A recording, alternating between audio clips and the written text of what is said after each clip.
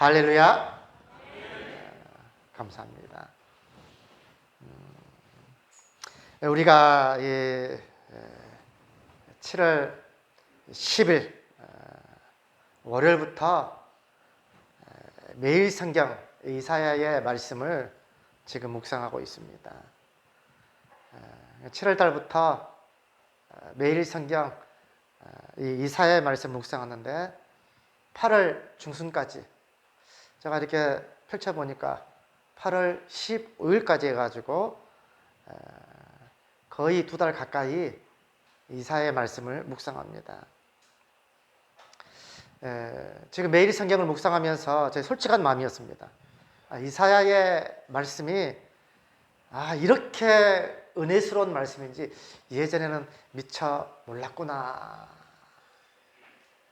예전에는 그랬습니다. 예전에 제가 과거의 기억을 더듬어 보면 이사야 말씀, 에레미야 말씀, 또 에스겔, 또 소선지서 이런 말씀들은 어렵고 빨리 지나가고 싶고 그랬던 그런 말씀이었는데 이사야 말씀을 이렇게 묵상하면서 이렇게 은혜스러운 말씀이었나 하면서 요즘 매일매일 그 말씀으로 인해서 은혜 받고 있습니다.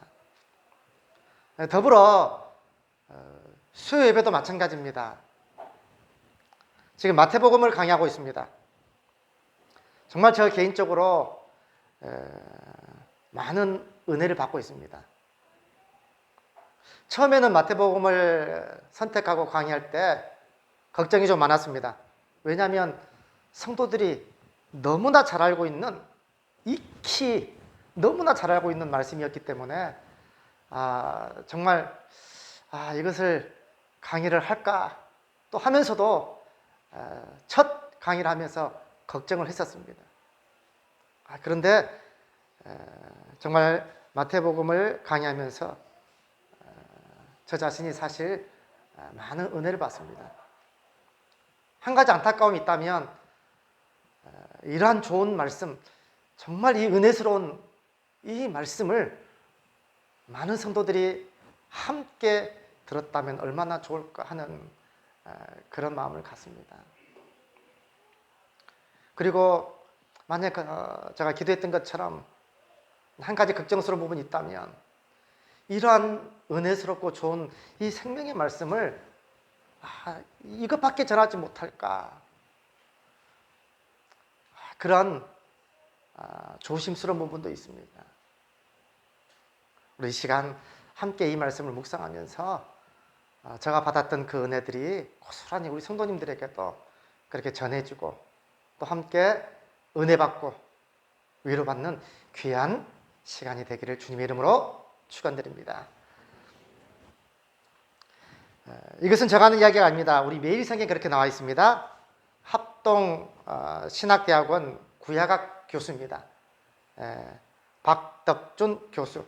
매일 성경에 항상 이사야나 다른 말씀을 전하기 전에 거기에 대한 설명을 한번 몇 장 깨알같이 적어서 해놓습니다. 거기를 제가 한마디로 요약하면 이겁니다. 이사야 40장부터 마지막 66장까지. 사실 어떤 분들은 이사야 말씀을 성경 전체의 축소판이다 이렇게 말씀하는 분도 있습니다. 성경이 몇 권으로 되어 있습니까? 구약 39권, 신약 27권, 합쳐서 66권입니다. 그러니까 이사야가 몇 장입니까? 66장까지 있습니다. 장수만 똑같다고 성경 축소판이다 이렇게 말씀하지는 않습니다. 그 내용이나 이면들도 정말 비슷한 것이 너무나 많습니다. 한 가지만 오늘 본문도 마찬가지입니다. 우리가 구약 39권, 39장까지가 만약에 구약이 말라기까지라면 신약 이 40장부터 사실 복음이 전해지고 복된 소식이 증거되고 있습니다. 그래서 이 마태복음에 있는 그 말씀이 억지로 끼워 맞추는 건지 모르겠지만 그런 부분이 많아요. 오늘도 있는 전해지는 그 말씀이 마치 마태복음에 있는 말씀처럼, 그리고 마지막 66장에서 요한계시록에 있는 말씀으로 마무리가 되고, 이런 말씀들이 정말 수십 군데입니다. 수십 군데. 그래서 그럴 수도 있겠구나 이렇게 싶기도 합니다. 그러나 그것을 지지하는 것은 아닙니다. 제가 성경을 외울 때 참조가 많이 됩니다. 39장의 내용이 무엇이고 40장의 내용이 무엇인지 이렇게 이해하고 또 기억하는데 참 좋습니다. 자, 이 합동신학대학교 대학원, 그러니까 여기에 합신이라고 합니다. 합신의 구약학 교수는 이렇게 얘기합니다. 이사야 40장부터 마지막 66장까지는 무슨 내용이냐면, 여호와께 불순종하여, 그대로 제가 적었습니다. 제가 그대로 적었어요. 여호와께 불순종하여 바벨론의 포로 사로잡힐 언약 백성에게 주신 구원과 회복과 위로의 말씀을 담고 있다. 자, 기억하십시오. 사실 이사야는 주전 8세기 사람입니다. 그리고 이사야 선지자는 1장부터 39장까지, 자, 좀 이따 보면 약간 설명할 겁니다. 1장부터 39장까지 정말 심판받으리라, 멸망받으리라, 내가 포로로 끌려가게 될 것이다, 흩어버리겠다, 이런 말씀들이 주된 말씀입니다. 그런데 우리가 오늘 본문에 읽었던 40장부터 시작해서 이제 이사야 시대부터 시작해서 약 150년 후입니다. 150년 후에 있는 그 예언의 말씀이 기록되어 있는데, 바벨론에 앞으로 사로잡힐 거예요. 150년 후에 미래를 예언하고 있습니다. 앞으로 바벨론 포로에서 이게 사로잡힐 언약 백성들에게 주신 구원과 회복의 메시지다, 위로의 메시지다 하는 겁니다. 그리고 중요합니다. 이 부분이요, 특히 이렇게 되어 있습니다. 특히 이 부분은 여호와의 종의 사역을 통한 시온의 회복을 다룬다는 점에서 복음, 특히 예수 그리스도의 십자가 사역과 긴밀히 연결되어 있다. 자, 이 말의 의미 뭐냐면, 앞으로 150년 후에 70년 포로 생활을 마치고 포로에서 귀환해 옵니다. 이사야 선지자가 기준점으로 150년 후에 이스라엘 백성들의 구원과 회복의 그 말씀인데, 동시에 예수 그리스도의 그 십자가의 사역과 긴밀히 연결되어 있다는 겁니다.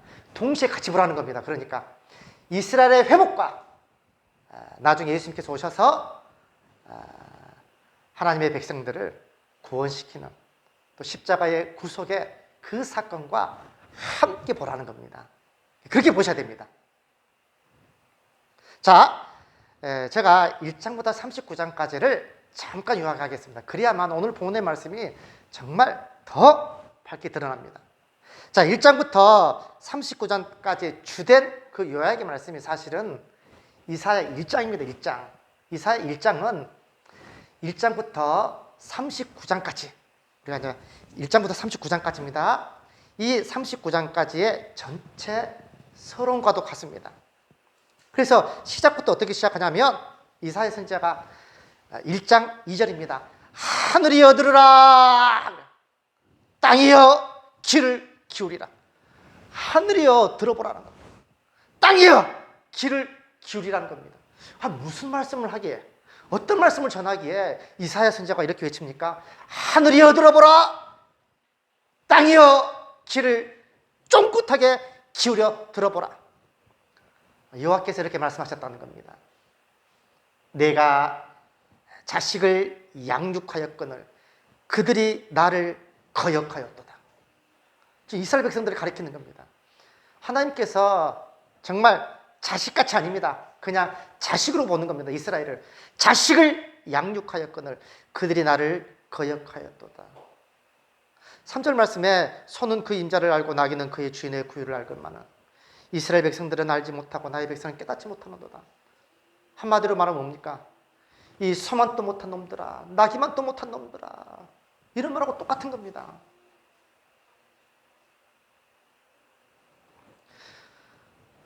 소만도 못하고 나기만도 못하다.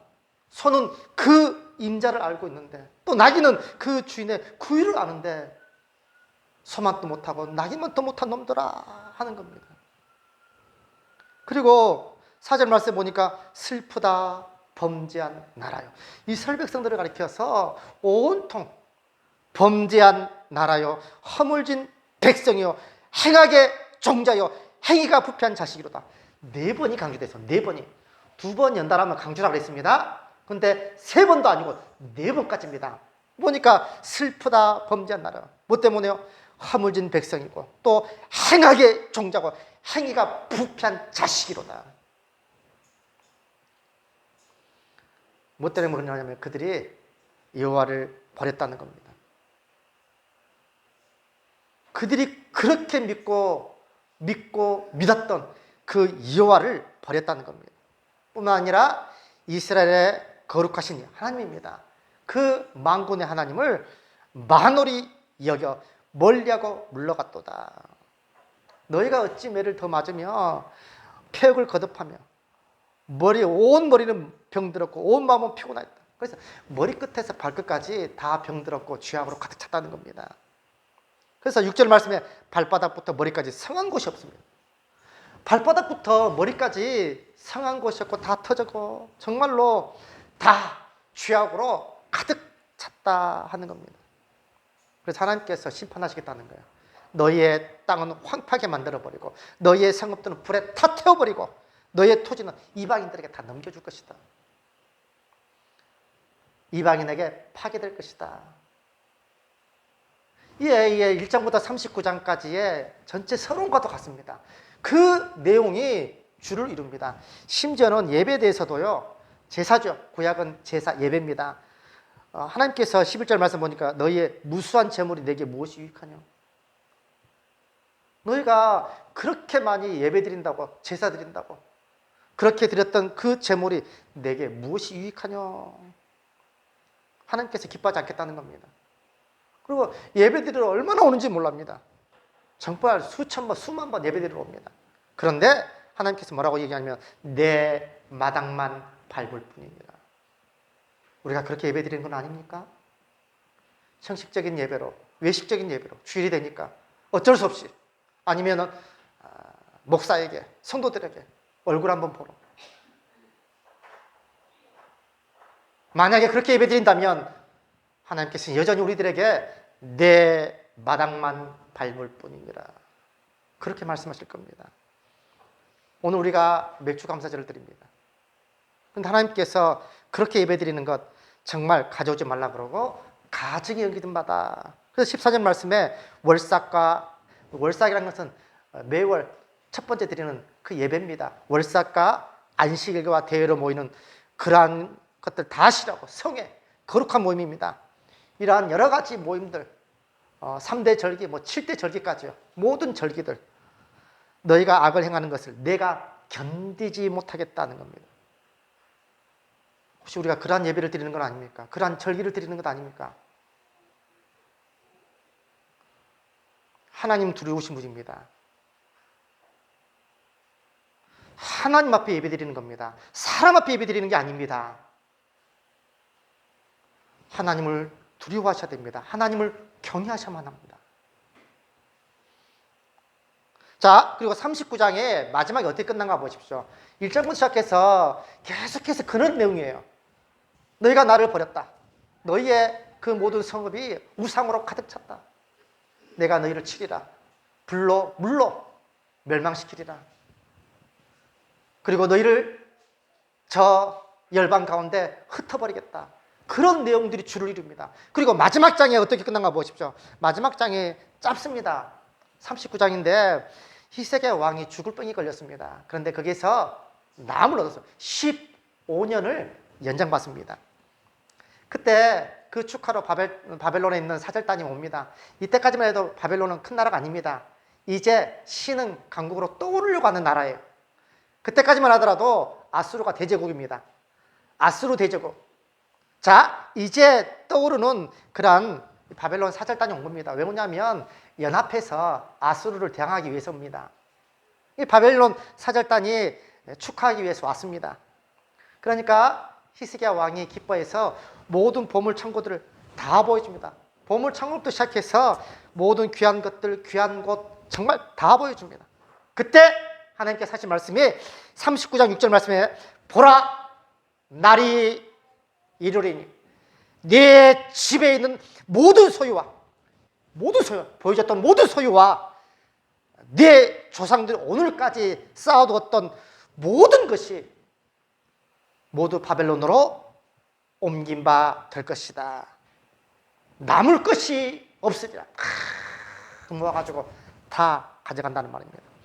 이것뿐만 아닙니다. 심지어는 니게에서 태어날 자손 중에서 몇이 사로잡혀 바벨론 왕궁의 환관이 되리라. 이거 환관이 뭐냐면 넷입니다. 바벨론 아주 태어나서 네 자손들 중에서 똑똑하고 유능하고 능력 있는 정말 그런 내 자손들이 바벨론 왕궁의 환관이 되리라. 어떻게 끝나는 겁니까? 암울하게 끝납니다.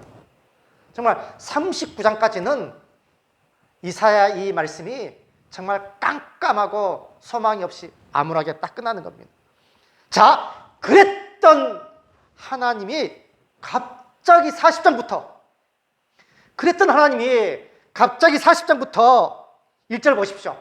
오늘 본문의 1절 말씀 보니까 너희의 하나님이 이르시되 너희는 위로하라. 내 백성을 위로하라. 이렇게 시작되는 겁니다. 아니 1장부터 39장까지는 너희들 진짜 지긋지긋하다. 보기도 싫다. 너희를 멸망시키리라. 모든 열방 가운데 모든 나라에 흩어버리게 만드시겠다. 철저히 멸망하고 심판하시겠다.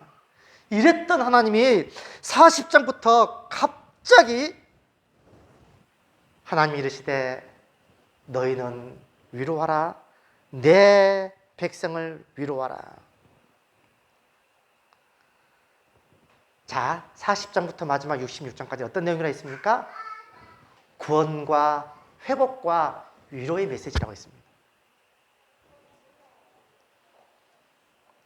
오늘 우리 40장은 앞으로 66장까지의 전체 서론과도 같은 겁니다. 이 40장은 앞으로 마지막 66장까지의 전체 서론과도 같은 내용입니다. 그렇다면 그만큼 중요합니다. 이 40장 말씀은 정말 중요합니다. 자, 2절부터 그 위로의 내용이 기록되어 있습니다. 위로하라, 위로하라 되어 있는데 그 위로의 내용이 뭐냐면 2절 말씀 보니까 너희는 예루살렘의 마음에 닿도록 말하며 그것을 외치라. 이것을 외쳐서 다 알리라는 겁니다. 그 노역의 때가 끝났고 그 노역의 때가 끝났다는 겁니다. 바벨론 포로의 그 노역의 때가 끝났고 앞으로 150년 후에 있을 이야기를 이야기하는 겁니다. 그 죄악이 사함을 받았느니라. 그의 모든 죄로 말미암아 여호와의 손에서 벌을 배나 받았느니라. 바벨론 포로 생활이 끝나고 70년의 그 생활이 다 마치고 너희들이 구원받고 회복될 것이다 하는 말씀입니다. 자, 이 사의 말씀은 아까 합신대 그 교수가 말했던 것처럼 동시에 뭐를 말하고요? 뭐를 생각하라고요? 예수 그리스도의 구속의 사역, 십자가의 그 구속의 사역을 동시에 같이 생각하셔야 됩니다. 그래서 3절 말씀 보십시오. 외치는 자의 소리여 이르되 너희는 광야에서 여호와의 길을 예비하라. 사막에서 우리 하나님의 대로를 평탄케 하라. 어디서 많이 들어봤죠? 마태복음의 세례 요한의 사역이었습니다. 그래서 마태도 이 이사야 말씀을 그대로 인용하고 이것이 성취되었다라고 얘기하는 겁니다. 이사야 말씀에 이사야 선지자의 그 말씀이 성취되었다 말하는 겁니다. 그러니까 우리가 이 말씀을 대할 때 동시에 보셔야 돼요. 동시에. 마태복음의 세례 요한 사역이 그러잖아요. 너 자신을 뭐라고 말하느냐. 이 대적자들이, 바리새인들이, 사두개인들이. 그러니까 나는 외치는 자, 광야에서 외치는 자의 소리에 불과하다. 그렇게 세례 요한이 증가합니다. 자, 이 4절 말씀도 골짜기마다 막 도두어지고 산마다 언덕이 낮아지고 고르지 않은 곳이 평탄하게 돼가지고 주님이 오셔서 이렇게 앞으로 이렇게 될 것이다. 모든 사역을 그렇게 하실 것이다. 뭐 이것을 이제 비유적으로 그렇게 말하는 겁니다. 그리고 중요합니다. 5절 말씀입니다. 5절 중요하니까 우리 한번 다 같이 한번 읽어보겠습니다. 5절 말씀이 중요합니다. 자, 이사야 40장 5절 말씀입니다. 다 같이 읽습니다. 시작. 여호와의 영광이 나타나고 모든 육체가 그것을 함께 보리라. 이는 여호와의 입이 말씀하셨느니라. 자, 이 말씀이 왜 중요하냐면 여호와의 영광이 나타나는데 그것을 모든 육체, 살아있는 그러한 저희들을 가리키는 겁니다. 살아있는 백성들, 모든 육체가 그것을 함께 보리라. 이는 여호와의 입이 말씀하셨느니라. 하나님의 입이 말씀했으니까 이루어지겠습니까? 안 이루어지겠습니까? 자, 이 말씀이 사도 요한은 1장 14절 말씀에 똑같이 이야기합니다. 말씀이 육신이 되어, 요한복음 1장 14절입니다. 중요합니다. 이 구절이요. 말씀이 육신이 되어 우리 가운데 거하시며 우리가 그의 영광을 보니 아버지의 독생자의 영광이요 은혜와 진리가 충만하더라. 구약의 성도들은 이렇게 되리라고 과연 누가 알았을까요? 진짜 하나님이신 그분, 하나님의 아들이신 예수님, 하나님이신 그분이 직접 인카네이션, 육신의 옷을 입고 이 땅에 강림하시리라. 그것을 누가 알았을까요? 상상할 수 없는 일이 이루어진 것입니다. 하나님이신 그분께서 이 땅에 육신의 옷을 입고 강림하시는 겁니다. 그래서 사도 요한이 이것이 얼마나 은혜스러웠는지 말씀이 육신이 되어, 이 말씀은 예수 그리스도를 가리키는 겁니다. 왜냐하면 요한복음 1장 1절에 태초에 말씀이 계시니라. 이 말씀이 하나님과 함께 계셨으니 이 말씀은 곧 하나님이시니라. 태초에 로고스가 계시니라. 이 로고스가 예수 그리스도를 가리키는 겁니다. 이 로고스, 이 하나님이, 이 말씀이 하나님과 함께 계셨으니 이 말씀은 곧 하나님이시니라. 그러한 말씀이 어떻게 됐습니까? 창세전부터 아버지와 함께 있던 그 말씀이 육신이 되어 우리 가운데 지금 거하고 있는 겁니다. 함께 장막을 치고 그의 모습을 보니까 하나님의 영광이에요. 하나님의 영광. 하나님 아버지의 그 영광이 이분을 통해서 나타난다는 겁니다. 구약의 성도들이 과연 이것을 누가 이렇게 알았을까요? 그래서 6절 말씀에 이렇게 말하는 자의 소리여 외쳐라. 이것을 외치라는 겁니다. 내가 무엇이라 외치릴까 하니까 모든 육체는 풀이요 그의 모두 아름다운 들의 꽃과 같다. 풀 이야기하는 겁니까? 아닙니다. 7절 말씀 보세요. 풀은 마르고 꽃은 시드나 어디요? 여호와의 기운에 그의 품이라. 이 백성이 실로 풀이라. 누굴 말하는 거예요? 이 풀은요? 이스라엘 백성들을 말하는 겁니다. 풀 이야기하는 건 아닙니다. 이스라엘 백성들이 그렇다는 겁니다. 그래서 풀은 이스라엘 백성들을 가리키는 겁니다. 풀이 마르고 꽃이 시드면 여호와의 기운이 그의 품이라. 이 백성이 실로 뭐라고요? 풀이로다. 자, 중요합니다. 그 다음에요. 풀은 마르고, 풀은 이스라엘 백성들입니다. 풀은 마르고 꽃은 시드나 우리 하나님의 말씀은 영원히 서리라. 이 말씀이 무슨 말씀이냐고 하면 풀과 같은 이스라엘 백성들, 또 풀과 같은 인간들은 연약하다는 겁니다. 풀과 같은 정말 연약한 존재입니다. 자기들이 말하는 것 지키고 싶어도 지키지 못할 때가 너무나 많습니다. 그런데 하나님은 전지전능하십니다. 하나님의 말씀은 영원히 서리라. 반드시 하나님께서 약속하신 것은 반드시 이루어지고 성취된다는 그런 말씀입니다. 하나님 아버지께서 누굴 보내세요? 아들을 보내서 독생하신 예수 그리스도를 이 땅에 보내서 그것을 성취하겠다는 말씀입니다. 정말 놀라운 말씀입니다. 이게 얼마나 아름다운 소식입니까? 정말 복된 소식입니다. 그래서 9절 말씀에 아름다운 소식을 시온에 전하는 자요. 아름다운 소식이 뭡니까? 복음입니다. 복음. 신약에 그것을 표현하면 아름다운 소식은 복음입니다. 복된 소식입니다. 이것이 두 번이나 강조되어 있지 않습니까? 아름다운 소식을 시온에 전하는 자요. 너는 높은 산에 올라. 왜 높은 산에 올라? 높은 산에 올라가지고 그러다 다 전하기 위해서요. 그리고 아름다운 소식을 예루살렘에 전하는 자여, 너희는 힘써 소리를 높이라.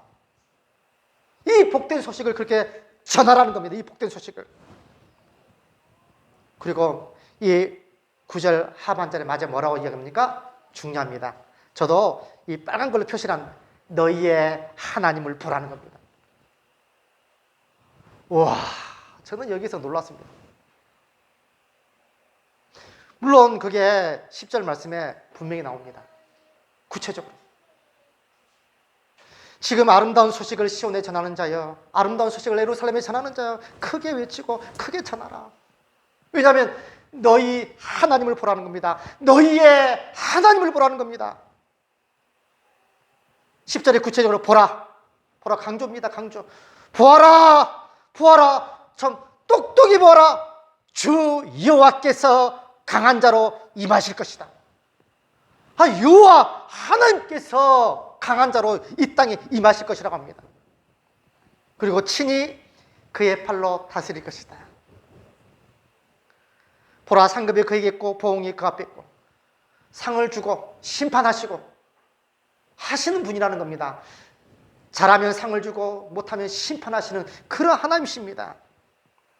그런 하나님께서 그는 목자같이 양떼를 먹이시고 어린 양을 팔로 모아 품에 안으시고 그렇게 젖먹이는 그런 모든 것들을 온순히 인도하실 것이다.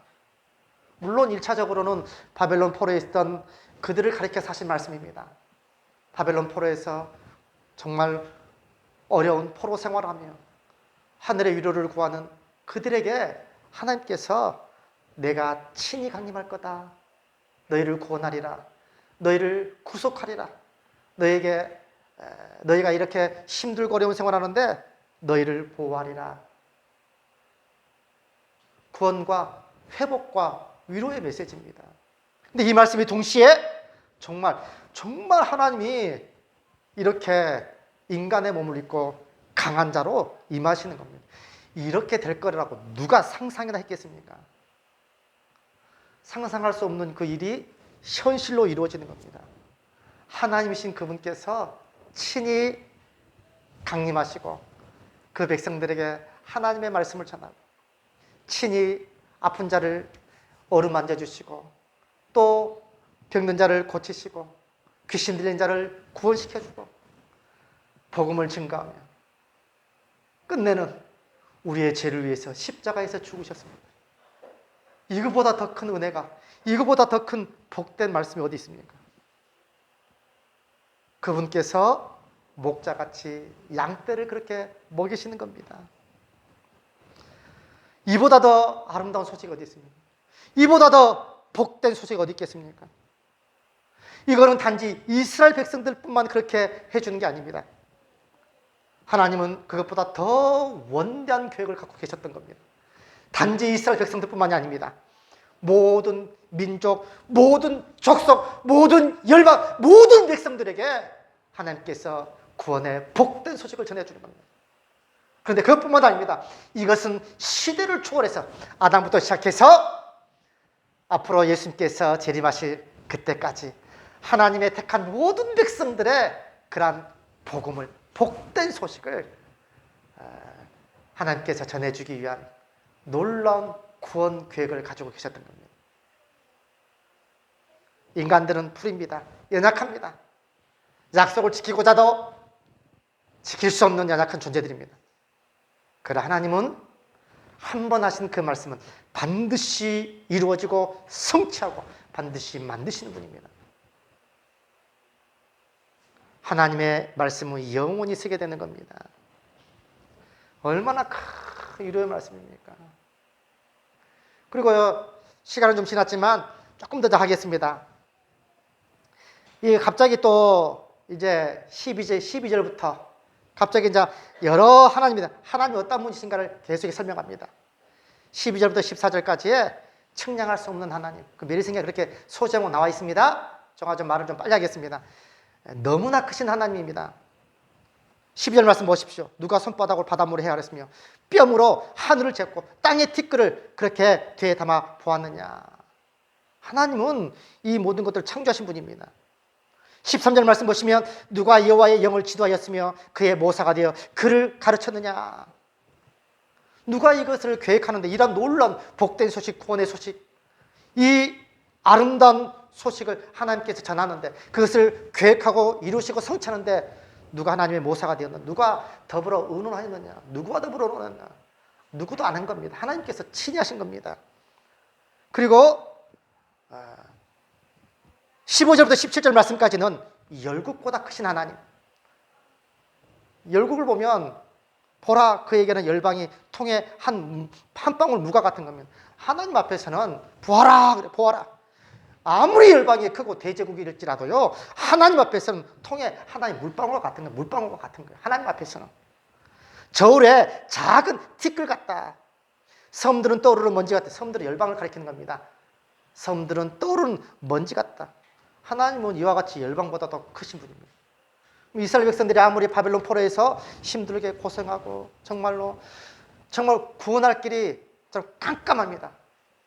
저 먼 바벨론 땅에서 그들은 아무런 힘이 없습니다. 하나님께서 너희를 구원시키고 회복시키겠다. 되겠습니까? 안 되겠습니까? 반드시 하나님 하십니다. 열방이 눈앞에 있는 대제국이 엄청난 대제국일지라도 하나님 앞에서는 그냥 통 속에 있는 한 방울 물과 같은 겁니다. 저울에 있는 한 작은, 그것도 큰 티끌도 아닙니다. 작은 티끌과 같은 겁니다. 사랑하는 성도 여러분, 이 세상 나라는 그와 같은 겁니다. 세상 나라 두려워하지 마십시오. 세상 나라가 두려워서 예배 못 드립니까? 하나님을 두려워해야 됩니다. 예수님께서 그럽니다. 사람을 두려워하면 안 됩니다. 영혼을 지옥에 던져 넣으실 수 있는 하나님을 두려워하라는 겁니다. 하나님은 열방보다 비교할 수 없이 크신 분입니다. 그 열방 아무렇지 않게 그냥 쓸어버리고 이스라엘 백성들 구원시킬 수 있는 겁니다. 또 18절부터 20절까지 우상과 비교할 수 없는 하나님, 또 21절부터 26절까지는 사람과 비교할 수 없는 하나님이 어떤 분인가 나타나는 겁니다. 그래서 26절 하반절 보십시오. 그의 권세가 크고 그의 능력이 강하다. 하나님께도 권할 수 있겠습니까? 없겠습니까? 하나님의 권세는 크고 그의 능력이 너무나 크십니다. 너무나 강하십니다. 우리를 구원하고 우리를 회복시키는데 충분히 구원시킬 수 있는, 위로할 수 있는 그런 분이라는 사실입니다. 그래서 마지막 우리가 이 말씀 너무 잘 알죠? 새 힘을 주신 하나님입니다. 피곤한 자에게 능력을 주시고 무능한 자에게 힘을 다하시고요. 소년이라도 피곤하며 곤비하고 장정이라도 넘어지며 쓰러진데 오직 여호와를 앙망하는 자는 새 힘을 얻는데 독수리의 날개치며 올라간 것 같은 그러한 새 힘을 얻게 될 것이다. 어떻게 하라는 말입니까? 앞으로 이 150년 후에 될 일인데 그때 그 바벨론 포로에 끌려갔던 그들이 아무런 소망이 없습니다. 정말 깜깜한 아무런 빛이 없는 그런 상황 가운데서도 하나님은 이와 같은 분이시다. 오직 여호와 하나님만을 그렇게 앙망해라 하는 겁니다. 그러면 하나님께서 너희를 구원시켜 주시고 너희를 회복시켜 주리라. 그 말씀이 기록되어 있는 겁니다. 앞으로 41장, 42장 계속해서 그런 말씀이에요. 41장에서도 우리가 너무나 잘 알고 있는 말씀입니다. 10절 말씀 너무나 잘 알죠. 두려워하지 말라. 내가 너와 함께함이라. 놀라지 말라. 나는 내 하나님이 됨이라. 내가 너를 굳세게 하리라. 참으로 너를 도와주리라. 참으로 나의 오른손으로 너를 붙들리라. 자, 우리가 지금까지 살펴봤던 그 말씀을 이 말씀을 보셔야 됩니다. 아무리 이스라엘 백성들이 포로에 끌려가서 소망이 없는 그런 상황 가운데서도 하나님은 그들을 충분히 구원시킬 수 있는 능력이 하나님이십니다.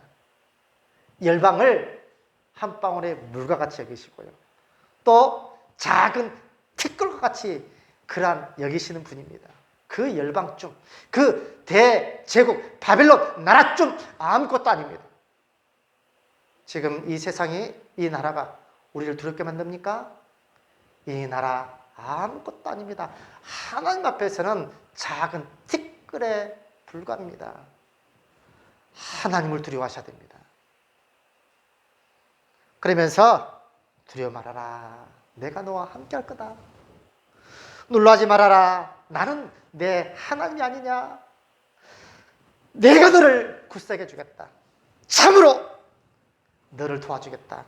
참으로 나의 의로운 오른손, 능력의 오른손입니다. 능력의 오른손으로 너를 단단히 붙들어 주겠다. 사랑하는 나의 백성들아, 성도들아, 두려워하지 말아라 하시는 말씀입니다. 그 말씀이 계속해서 기록되어 있는 거예요. 41장에서는 41장 13절에서도 두려워하지 말아라. 내가 너를 도우리라. 하나님이 우리를 도와주신데 누가 우리의 대적이 우리 앞에 우리를 막을 수 있겠습니까? 그 누구도 안 됩니다. 마지막 이것만 볼게요. 너무나 은혜스러운 말씀이 많습니다. 마지막 41장 14절 말씀에 버러지 같은 너 야곱아. 옛날 성경은 지렁이 같은 너 야곱아 됐죠? 버러지 같은 너 야곱아. 이 너 이스라엘 사람들아 두려워하지 말라. 나 여호와가 말하노니 내가 너를 도우리라. 내 구속자는 이스라엘의 거룩한 이인이라. 할렐루야. 하나님 우리를 도와준다고 합니다. 하나님 우리를 굳세게 해준다고 합니다. 하나님이 자기의 능력의 오른팔로 우리를 단단히 붙잡아 주겠다 약속하셨습니다. 그것도 한 번 한 것도 아닙니다. 사람은 그 약속을 사실 우리가 내가 하겠다 하면 약속을 지키려고 하잖아요. 사람도 그럽니다. 근데 사람은 풀인지라 연약해서 못 지킬 수도 있지만 하나님은 역시 하나님이십니다. 하나님은 능치 못함이 없는 분입니다. 하나님께서 우리에게 이렇게 약속해 주고 있는데 무엇이 두렵습니까? 우리를 두렵게 만든 것이 무엇입니까? 앞으로 먹고 살 일이 두렵습니까? 하나님이 책임져 주겠다고 약속했지 않았습니까? 너희가 무엇을 먹을까? 무엇을 마실까? 무엇을 입을까? 염려하지 말라. 이러한 것들은 다 이방인들이 구하는 것이라. 무엇이 이렇게 걱정스럽고 염려스럽습니까? 아니 지금 상황에서요. 지금 한국이 정말 이 최선진국이 되었다고 세계에서 평가하고 있습니다. 정말 우리가 잘 삽니다. 지금요. 먹고 사는 게 두렵습니까? 아니면 코로나라고 하는 이 전염병이 우리를 두렵게 합니까? 하나님이 우리를 보호해 주실 것입니다. 물론 우리가 방역 무시하는 건 아닙니다. 다 지켜야 됩니다. 최대한대로 우리가 지키면서 우리가 하나님을 믿고 의지하며 이 어려움을 이기셔야만 합니다. 사랑하는 성도 여러분, 결론을 맺겠습니다. 오늘 하나님께서 위로하라, 또 위로하라 하신 이 말씀으로 위로받으시는 저와 우리 모든 믿음의 성도님들 다 되시기를 주님 이름으로 축원드립니다.